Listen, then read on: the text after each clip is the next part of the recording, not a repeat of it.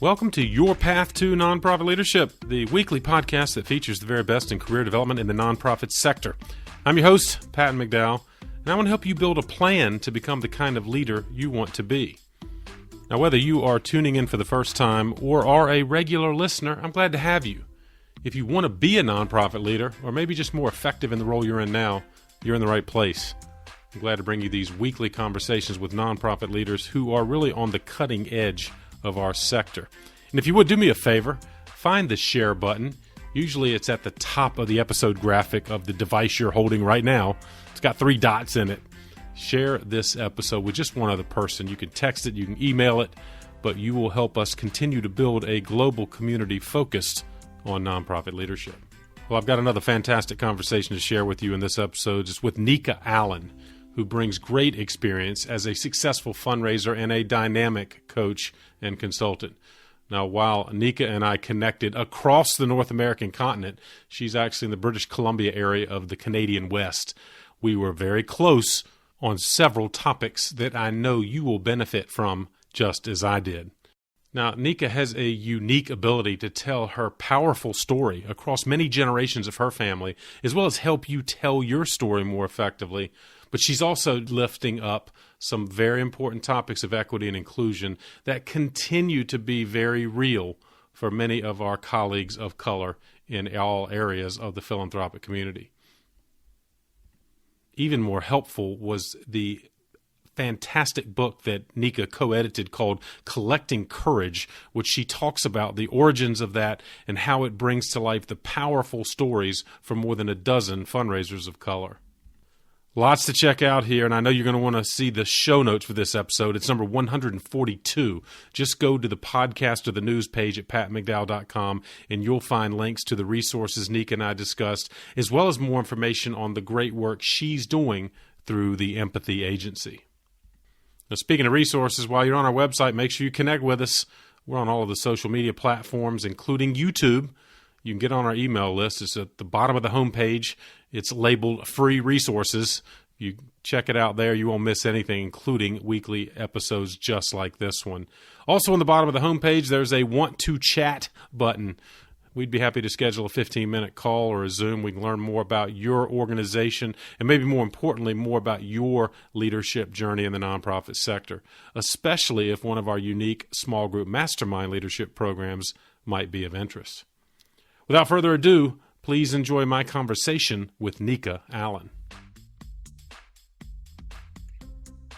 Nneka, thank you for joining me on the path. Great to be with you. I'm excited to have this conversation, Nneka. You have a fantastic career in the philanthropic sector as a fundraiser, as a coach, as a consultant, and you're also dealing with some of the tough issues, frankly, our sector needs to deal with. You're shedding light, you're creating conversation, and so that's why I'm excited to have this episode to allow you to focus on some of the things about which you have such passion. You and I've talked before about the challenges of being a leader in the nonprofit or charitable sector. I wonder, what are some of the key challenges you see as you interact with leaders in our nonprofit community? I think, one of the biggest challenges facing our sector is the satisfaction with the status quo. Great point. The more and more I think about, where we currently are and, how we got here and where we ought to be going, I start to think about Western philanthropy and, how it's running out of donors and trust. And that our organizations, promise to make real change in our society, but those changes aren't happening fast enough, if at all, in some cases. And right. People are finding alternative ways to make change and meet social needs. Platforms like GoFundMe, for instance. Staff turnover is sky high in our sector. People of color are fleeing organizations because of racism and the harm that it's causing. Organizations are unwilling to partner and coordinate their efforts with mission-similar organizations. Nonprofits have become territories to be protected, in my experience, instead of movements of change. And, all in all, I believe the charitable sector has forgotten where the power resides. Fred Hampton said, the people have the power. It belongs to the people. I believe it's our job to inspire the people to use their power to make change. Instead, I think we stopped inspiring people through our work, and instead we focus on convincing, the 1% to share some of their wealth with us in an altruistic exchange and not a reciprocal one that means lasting change in our communities and brings us into deeper relationship with one another. It's so powerful and right on target, Nneka. I guess there's some that are simply comfortable with the status quo, which is a problem, right? Mm-hmm. Particularly in the privilege side of this equation. And then are you concerned that some who aren't sharing that privilege, are they just kind of feeling beaten down and feel like their voice is not being heard? Is that, I guess, a frustration that you pick up from many of the leaders with which you're working?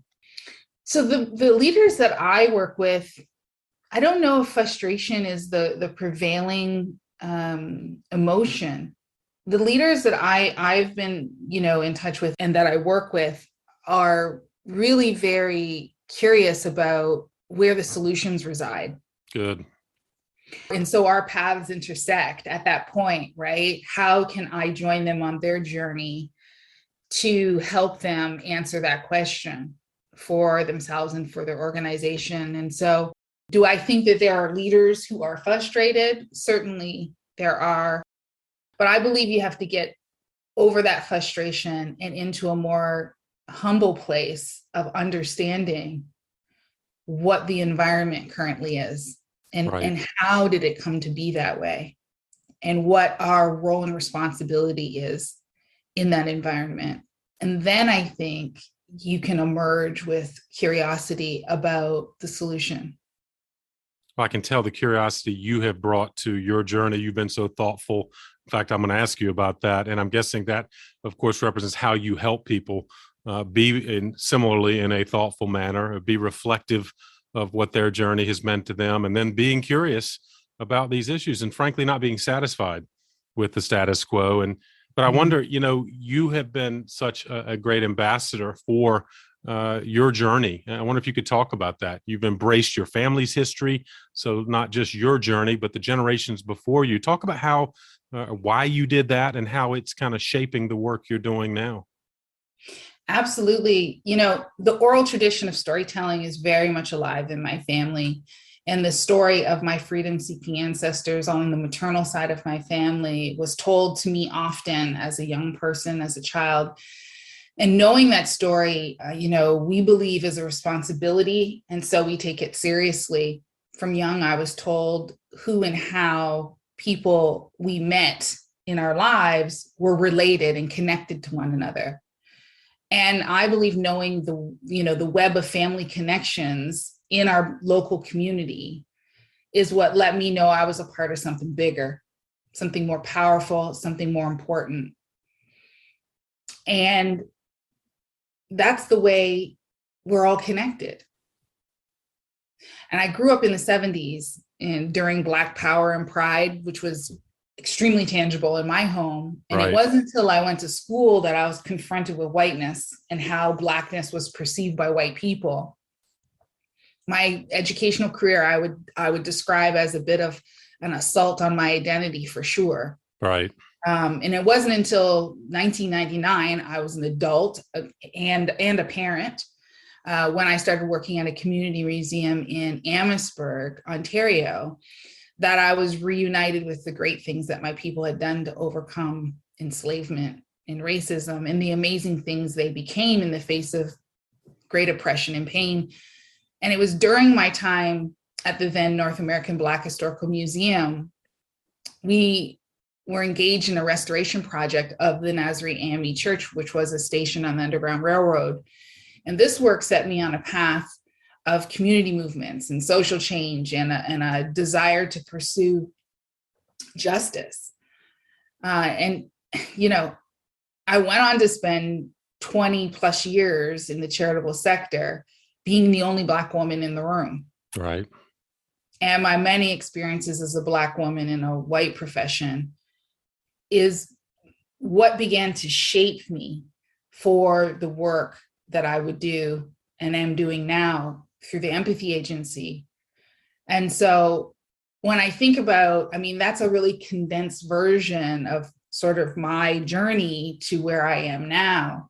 But it's all linked through this understanding of who my ancestors were and who I am, how those things are connected, the context I grew up in, and the work that I saw proliferate around me in my community. You know, the only way that I believe Black people have survived enslavement is through community. Right. It is through our ability to connect with one another and to support one another. It was through our own version of philanthropy to one another that we were able to overcome, to escape, you know, bondage into a place where we were able to begin to determine our own destiny. Yeah, it's powerful, Nneka, and you've embraced the powerful and the tragic nature of many of these stories that you lived through, and certainly your ancestors did. And how did it shape your kind of? Obviously, you were very successful as a fundraiser, and I'm guessing, though, just as you are compelling in your storytelling, did you find that helped generate philanthropic support, or did you run into barriers in your ability to raise funds for causes you knew were just? You know, it's interesting. Storytelling, I believe, it sits at the center of our ability to effectively communicate our causes, you know, our missions, our visions, why people should invest in the change we seek to make. And so that oral tradition from my family that I mentioned at the beginning, you know, benefited me in that from a young age, I was thinking in terms of stories. That's not necessarily unique because we all sort of think in that way. We think in terms of stories. Right. And so it came very naturally to me to use that or to tap into that skill when I became a fundraiser. And so I believe that is a key component to the success that I did have.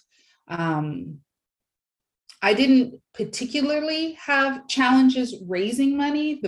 The bulk of my challenges were in regards to the internal environment, the organizational space. Right. And not with my donors per se, or the volunteers that I worked with. Because again, you know, that relationship building element that is inherent in any good fundraiser, I found, you know, stood me in good stead. And then my ability to communicate in impacting ways about the work that was being done or the change that we were seeking to make or through our organization either resonated or didn't resonate with people. And so for the people it resonated with, they were attracted to me and to the organization. And so, yeah, I was fortunate in that the bulk of my challenges did not come from donors. The bulk of my challenges were consistently from my superiors. Yep. And my colleagues. It's worth underscoring, and it's frustrating. I don't speak to understand generally what you've been through, but I do know from reading Collecting Courage, these stories often were internal, weren't they? You know, in other words, I know there's a lot of work to be done externally in the communities and around the philanthropic sector, but it seems like a lot of fundraisers of color like yourself, Nneka, you were fighting battles just within your own office. That's right. Absolutely. And you're right. One of the defining or connecting moments or connecting pieces to each of our stories in Collecting Courage is the fact that the battles were predominantly waged within the organization with your employer. Yep. You use in your speaking and writing, which are both eloquent, I must say, the phrase raising consciousness seems to be kind of a passion of yours. What do you mean by raising consciousness? And I'm guessing it might relate to some of the things we're talking about right now. You're exactly right. I think one of the best examples I can give is Collecting Courage. which is, as you know, an anthology by 15 Black nonprofit professionals about our experiences surviving racism in the charitable sector. But before collecting courage, many of the conversations I was having were with white people denying the realities of racism. Right. Now these conversations are focused on questions like, what can I do? So we're no longer proving that our oppression is real. We are now beginning to talk about how to stop the harm and change the environments where racism is happening. This is something that I think is really powerful about unified voices. So the unified voices in collecting courage validated each other, right? We documented our own stories, and through our own documentation, we're inevitably validating our fellow editor, our fellow authors' stories. All the authors wrote in isolation. No one knew what the other author was writing about. And it wasn't until the book was published that all of the authors had an opportunity to read what we had, what the sum total of our work was. And I believe our collective voices and experiences were undeniable. Yeah, it was powerful and I guess sad in some ways, but consistent, right, Nneka? I mean, it's unfortunate the stories were so powerfully aligned, but I guess that reinforced exactly the reason you edited and put that together.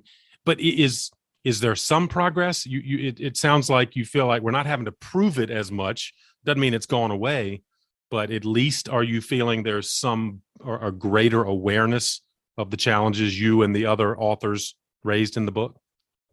Yes, absolutely. I think for the people who've read the book, there is an acknowledgement on the part of most white people who've read it that they didn't know. Right. And now that they know, their prevailing question is, so what can I do? What should I do? Well, and that's exactly my next question, as someone who brings the privilege of whiteness to this kind of discussion. And you're right. As I reflect back, I'm like, I'm certainly wasn't as sensitive as I needed to be as I think about colleagues of color. So someone comes to you with that exact question. All right, Nneka, I get it, or I'm trying to get it. How do you help someone like that who maybe is in a leadership position wanting to do better? Yeah, so it's interesting. When people come to me initially looking for support on their journey towards greater racial equity, racial justice, I like to first, lead with my own curiosity about what has their journey been. Where have they been? What has brought them to this place? Why are they pursuing racial justice now? Right. Why is this important? What are the motivations? I like to share what my own motivations are. Right. And I think, the things that I'm looking for in leaders who want to do this work with me are three really fundamental things: courage, humility, and honesty. And I think, that initial conversation, in those initial conversations, those things can be sensed, if you know what I mean. Right. It's also a personal journey and commitment. And so assessing one's, willingness to enter into a personal transformation is also really key and very important. And then, I like to just share with them, what my philosophy is, like what my approach is, what my viewpoint is, because I believe being clear is kind. Brene Brown says that, and I love it. And so I like to be as clear as I possibly can about what it is I'm trying to do in this world through the work I do, through the coaching that I do. And I believe that when you put your own vision forward, and that other people will reveal themselves. Yeah, I love that. Where it is they're trying to go. Yeah. Sorry to interrupt you, but as successful as you are as a storyteller, it sounds like you want to hear their story too, right? And you meet them, or at least better understand where they're coming from, even if they still have a long ways to go. Absolutely. Well, this work, from my perspective, begins with one's identity. Yeah. And so I absolutely want to know their story. Their story is actually central to this work, to their work pursuing racial justice. Well, and related to that, I guess is the more equitable organizations that, fortunately, I guess leaders are more often now acknowledging the issue and wanting to do something about it. So is a lot of your work, Nneka, then one-on-one? Obviously, you do great coaching, or do you get involved in a lot of group dynamics? How literally do you approach that organization that says, hey, we want to be more equitable, so how do you help us? Yes, so I do both. So I do spend the bulk of my time in one-on-one coaching, because I believe that, as I said previously, this is personal work. And so I believe that this work absolutely has to involve the individual, because it's individuals who make up organizations, right? And so, so I spend the bulk of my time in one-on-one coaching, but I also do organizational training and facilitation with my business partner, Chris Conroy out of Boston. And we've put together a curriculum called the Racial Equity Journey. And so we offer racial equity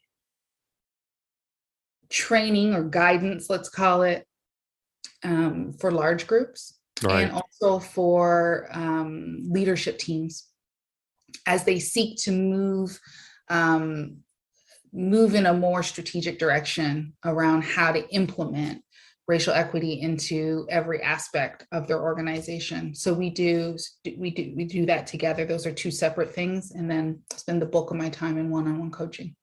Do you see boards of directors getting involved, or is it largely kind of on the staff side that I'm sure you're doing a lot of work on the staff side. I'm wondering if you're seeing boards, raising this question more, and is that part of the work you're doing? Yes. So, boards get involved predominantly through the insistence of their staff leaders. Right. Good. Does that sound familiar? Yes, indeed. Yeah. And so I would say, it is frequently the CEO who's determined that this is a priority in the organization, and that they need to bring everyone in the organization along. And so the training gets extended to board members as well, or there is specific training just for board members as a part of the overall organizational training process. Well, and we're, of course, going to draw people's attention in the show notes for this episode, Nneka, to the Empathy Agency, because all nonprofit leaders need to think about what they're doing on this front. And obviously, you can offer a variety of support, from the coaching to the organizational development. And during your work, I guess I want to go back to the Collecting Courage, the book that you edited with your colleagues and put together. Talk about, why'd you do it? I mean, were these stories echoing in your ear and you're like, hey, I need to bring this together? And of course, it became even more powerful maybe than you originally thought. But talk about why you did it, and then what did emerge. Yeah, well, it's interesting, Collecting Courage came to us as a gift, if you will.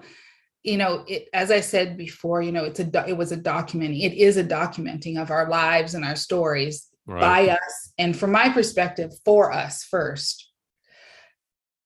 There was only one answer when, Gail Pico called my fellow editor, Nicole Salmon, up, and then Nicole called me, and that was yes.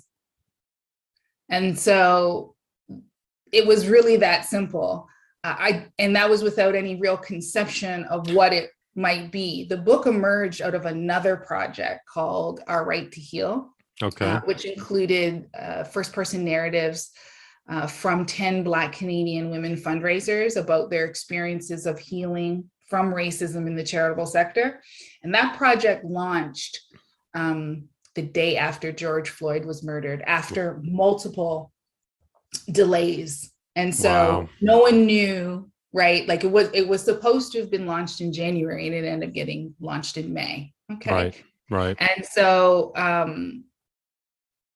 that changed everything, because then the eyes of the world were now focusing on the pain and injustice of Black people, and the voices of us Black fundraisers were being heard now, even in our sector, in new ways.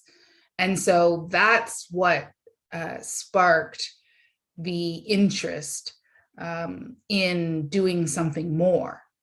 And so that's the birthplace of Collecting Courage. And so we literally signed the book deal with the publisher in July. And by September, the manuscript was finished. And by November of 2020, the book was published. It's fantastic. So and it was a whirlwind.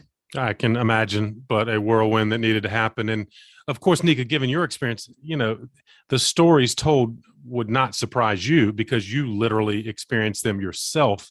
But did some things emerge that surprised you? I guess maybe you mentioned how the consistency of these stories was both sad, but perhaps confirming. Or did anything else emerge as you went through the project? Yeah, I think the thing that surprised me the most was how the stories just fit together. Right. Like the editors and we didn't labor over the order of the book. It like truly fell into place. It just flowed. It flowed kind of naturally, I guess. Yeah, like there was just this consensus about whose story should go where. And so that was easy. But then even when it went to, Gail Pico, she agreed. And then the publisher agreed. And so it just was this really fluid process that really surprised me, because I didn't know what to expect, but I thought there might be some back and forth about, okay, how should this come together? And I also think we didn't know what we would get. We knew it would be great, but we didn't know what it was. And so we found out what it was at the same time that we needed to like order the thing, right? And right. and so it was a pretty special time. And I think all of that speaks to our common experience and how we connect to it and how we share on a deeper level as Black people. It's almost difficult to put into words the simpatico that was in operation. Yeah. Well, in fact, I was going to ask you, because you lifted up some powerful stories. I'm also guessing you're getting very positive reactions from other fundraisers of color. In fact, are you hearing more stories as a result of putting this book out into the world? Absolutely. I mean, some of our authors have written again. So we have authors who wrote for the first time in their entire lives, their story. Wow. In Collecting Courage. And so it has inspired some of those same authors to write more. We've, all of the authors have received, messages from readers of color from all around the world, sending us really heartwarming messages, things like, this book is life. It's because they can see themselves in it, and they that validation that comes from knowing you're not alone. These things are happening to other people. You're not, you've not made these things up. It is as bad as you have experienced or remember it. And knowing that you belong in a group of people, or belong to a group of people who are raising their voice and saying, this is what's real for me, has a power to it that is, it's difficult to describe. I said yes to this book because I believe the stories of Black people need to be told more frequently. And I wanted Black people to know that this is happening to lots of people. I've got to believe that they're not alone. Yeah. Sorry to interrupt you, but I've got to believe there is, I say, you described it in your own story, the only Black woman in the room in almost every instance, right? And so there are Black men and women that I bet feel that exact isolation. So perhaps this story or these stories give them some courage. And Nneka, maybe that'll help keep some of these, in this case, fundraisers in our sector. I mean, is that among your goals, that maybe we won't lose those that feel so isolated because they know they're not alone? 100%. Absolutely. I believe the charitable sector needs Black people. And yet I also believe that Black people need to work in environments that are safe and that are life-giving. And so my hope absolutely is, one, that our fundraisers of color will not leave, but more than that, I hope that our white leaders and colleagues will leverage their privilege to change the environments in which we exist, in which we are suffering and surviving. Well, that's a perfect segue to the question you know is coming. Is you're onto something. Of course you are. What do you do with it now? You hinted to me that the success of Collecting Courage might lead to more activity, more programming, or you tell us and tell our listeners, what are you going to do to continue to build on Collecting Courage, and where do you want to take it from here? Yeah, the editors from the beginning, we decided that Collecting Courage was more than a book. We decided that it would be a movement, or that it should be a movement. And so because of that, we believe that, with focus and commitment, we can begin to move hearts and minds of nonprofit professionals. And we want to meet and respond to readers who are asking, what can I do? So the editors and a small team are in the process right now of developing a tool that will support our readers who are asking, so now that I know this truth or these truths, what should I do? And so we're planning to launch that tool this summer. That's awesome. And well, at a high level, what will that tool do, or what do you hope it will do? Just, I guess, continue to raise awareness, of course, if nothing else, right? Well, actually, it really is meant to answer the question, what can I do? What should I be doing? Yeah. Yep. Well, that is a question that needs to remain front and center. And it leads to a couple of questions I want to ask you, Nneka, because you and I talked about it before recording, that we need more persons of color in the nonprofit sector, whether it be fundraisers or simply in executive leadership. So what can we do to get more persons of color into the charitable sector? Are there ideas you might have? I mean, do we need to get into the colleges and universities and start at that kind of entry level position, or what do you think on that front? Well, it's interesting. I think that our organizations need to start living our values, not the ones, not just putting them up on the wall, but actually living and demonstrating our values. And if we start doing that in a more concerted way, I think that our organizations will be more attractive. What's an example of that? How I of course agree with you, but I'm guessing you see inauthentic leadership. Is that fair? And you want to see more kind of authentic leadership as it relates to race and equity and things like that? Absolutely. I mean, every nonprofit organization that I have worked for has had, values that would suggest, I could fit in. I could be a part of that organization.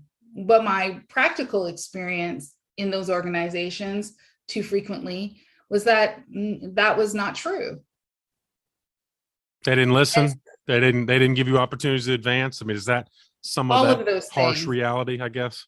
Absolutely. So if we say, accountability, for instance, is one of our values as an organization. Well, when racism happens inside your organization and needs to be dealt with, then that is when accountability, as one example, should come alive.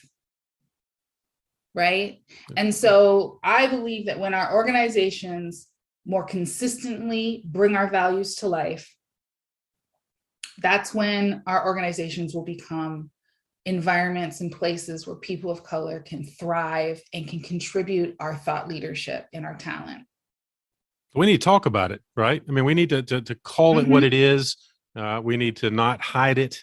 And I guess I'm just thinking out loud that because your point is well made. There are a lot of slogans on the wall, but until you see actual evidence of lifting these things, right? I guess I'm trying to put into, and I don't mean to oversimplify it, but the practical sense of how do I make my organization stronger in this sense? I guess it's not I can't check the box though, right, Nneka? It's just got to be built into the dialogue in our culture. You can't check the box. And in fact, you can't even do it alone. You need to be in proximity to communities of color as well. Yeah. And, there are plenty in the nonprofit space that are, looking at the needs and the needs of, professionals of color, nonprofit professionals of color, African American Development Officers Network, Rooted Collaborative, Fabulous Female Fundraisers. These organizations are out there. They're networks that are built to offer safety to, nonprofit professionals of color. And they have all kinds of thought leadership and solutions, frankly. That's such a good point. That our organizations need. Yeah. Again, one thing to talk amongst ourselves if we are the white community, but why not bring in those communities for conversations? I guess we can be more proactive in terms of our searches and hiring practices to make sure those are right. Those are the kind of groups we ought to be networking with if we want to do more than just kind of make hollow statements. Absolutely. And, even changing sort of our paradigm as it relates to, bringing them in. Don't bring them in, you go to them. Yeah, good point. How do you build relationship and do community with other groups, with groups that represent communities that are doing all kinds of amazing work? Yeah, and that's why help bring your values to life. Yeah, absolutely. And that's why, again, I'm glad, this conversation lifts up I'm glad you lifted up those organizations, because I think that gives some very specific, we can go to them too, and not just expect them to come to us, because that's all too often what has happened and created, the inequity you describe. And, can I just say, in our efforts to do this work and to step out and to reconnect, when we go to these groups that we know have the thought leadership and the values that we're looking for, the value we're looking for, we cannot go expecting it to come to us for free or to be offered to us for free. Yes, right. We have to be prepared to invest. I mean, like any relationship, right? There needs to be reciprocity built into the relationship. Could not agree more. And it's an investment that needs to happen. And you're right. That's among the things that we can't just sit back and expect these kinds of issues to resolve themselves if we're not proactive and willing to invest. And I guess I'm wondering, Nneka, for a person of color listening to this conversation, thinking about getting into the nonprofit sector, sadly, do you have to offer words of caution given what you've experienced? Or what would you say to someone, again, a person of color that does want to get into the charitable sector? What advice do you offer them? I absolutely caution them. I think that, again, clear is kind, and that's part of being clear is being honest, from my perspective, at least. So, anybody looking to do anything in their life, I think first, what you're setting out to do needs to align with your own personal values. I think that's a number one. I think that's top of the list. Yeah, good point. And I am a huge proponent of interviewing the hell out of the organization, any organization you're considering. Yes. Really, truly interviewing them, remembering that they need to demonstrate that the environment you're entering is first safe. And then, secondly, a place you actually want to contribute your talent. I just always encourage people to, resist the fear of asking tough questions up front, because I believe those tough questions up front can save you a lot of pain and grief later. Such good advice. The interview's a two-way street, isn't it, Nneka? Instead of just having to answer their questions, we should be asking questions as well. And so, the last thing I would say is get connected in a community. So AADO, the Rooted Collaborative, F3, my group, Black Canadian Fundraisers Collective, you have to be in community in order to really know what's happening around you, and also to survive the realities of white supremacy culture. Is there anything else that kind of, again, majority-led nonprofits, most are in this kind of era, that want to do better? Is there anything else they can do? I guess what you just described, kind of an open and authentic communication with candidates, or is there anything else that you've seen organizations that are moving in the right direction? What are they doing? Or they're humble, and they admit that they don't have the answers. And I think that they begin to reorganize themselves, because I believe that people of color need to be at the heart of making change as it relates to racial equity, for sure. And it's not to say that, our white co-conspirators don't have a role to play. They do. White champions should be all around us, right, helping to push hard for change. And so I think, as much as we want to answer the question of what should we do, I think we should also be pausing and thinking about, how do we do it? And who should be assuming what roles? It's a great point.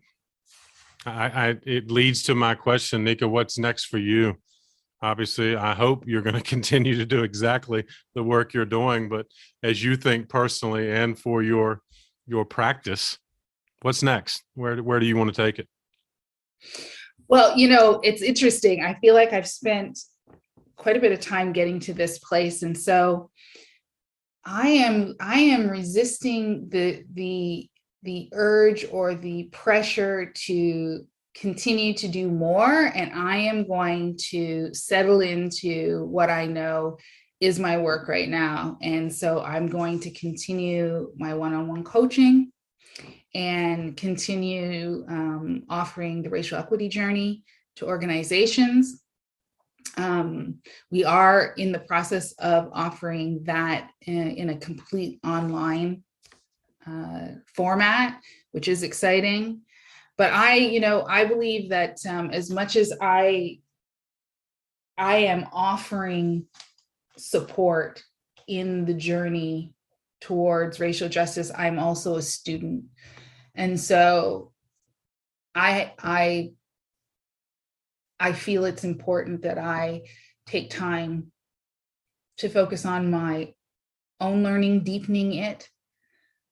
And a part of that is, independent study, but it is also being in relationship and in contact with other thought leaders in this space, and just, standing with them, walking alongside them on this journey, and allowing their wisdom to permeate my life and therefore my work. I love that. And as a fellow lifelong learner, I can't help but be curious about some of the topics that you've put on the horizon for study. Of course, we're going to lift up Collecting Courage as a book that I would highly recommend. Are there other resources that have been valuable to you as you have moved through this journey? And of course, I'm going to ask you for a specific book recommendation, but I wonder more broadly, where do you go for resources for learning, or is it just within the conversations you have with peers, in the community? No, I mean, I take a multifaceted approach. I am an avid reader, and I have lately been reading some really phenomenal work by local authors. One is a book called Towards Braiding, and it is by Elwood Jimmy. who is Indigenous and from Ontario. Beautiful offering of another way of being in the world. And so that has been really profound. I recently just finished reading Disorientation by a Canadian author by the name of Ian Williams, also extremely validating and expanding in it helped to expand some of my thinking. It challenged me in a number of different ways. And last year, two really amazing books I read, and I would recommend them both, is Braiding Sweetgrass by Robin Wall Kimmerer, and My Grandmother's Hands by Resmaa Menakem. And My Grandmother's Hands is about how to heal from racialized trauma through somatic practices. And the book is focused on Black people's healing, but also white people's healing. And it has in it somatic practices that you can do as a way to process the trauma that we experience as a result of white supremacy culture. And Braiding Sweetgrass is a book about Indigenous wisdom, scientific knowledge, and the teaching of plants and how those things all intersect. And it is one of the most beautiful books I have ever read. That's fantastic. Well, you've given us a whole half a bookshelf worthy of collection and it's clear you are an avid reader, because I know it was an unfair question, right, Nneka, to ask you for one book. It was. That's just not fair. So we will look at that collection. We'll squeeze as many of them as we can into the show notes, because that, frankly, is representative of this conversation. Lots of value here. And I guess I wonder, as you think about the nonprofit leader listening, is there any other final advice you'd offer them? Things that you want someone in our sector or thinking about our sector to consider? Yeah, it's really simple. Resist the status quo and get proximate to communities of color. Yeah, God, I love that. That may well be the quote on the graphic banner that stands for this episode. Because if they don't take anything else away, Nneka, if they took those two things away, they'd be better off, wouldn't they? Agreed. Absolutely. All right. Well, Nneka, this is fantastic. I'm delighted that our listeners have gotten to know you. Where can they find out more about you and the great work you're doing? Oh, I'd love for your listeners to follow me on LinkedIn at The Empathy Agency, or on Instagram at Nneka Allen, or they can visit my website at theempathyagency.ca. We're going to put all those things into the show notes, and indeed encourage our listeners to get to know you and the great work you're doing, and to remember the important topics you're raising. So for all of this, Nneka, thank you for joining me on the path. Thank you so much. Great to be with you. Well, I hope you enjoyed this conversation with Nneka as much as I did, and came away with some practical ideas that can guide you on your professional journey and maybe help your nonprofit organization be more effective. Don't forget about the show notes. They are available on our website, pattonmcdowell.com, where you can find out more about Nneka and the Empathy Agency and all of the work she's doing across Canada and in the United States. As always, please share this episode with someone else on the path. And if you haven't already, you can subscribe to this podcast. Just go to the podcast page at pattonmcdowell.com and you'll see the follow button. It'll link you to all of the primary podcast platforms. Don't miss out on any of our weekly episodes. They come out every Thursday. And if you like this episode, you can click on the episodes button at the top of the page, and you can scroll through thumbnails of each and every one of our previous episodes. Thanks again for all you're doing in the nonprofit sector, especially right now, and keep up the good work for causes that are most meaningful to you. I'll keep bringing you content that can help you do it even better. Have a great week, and I'll see you next time on The Path.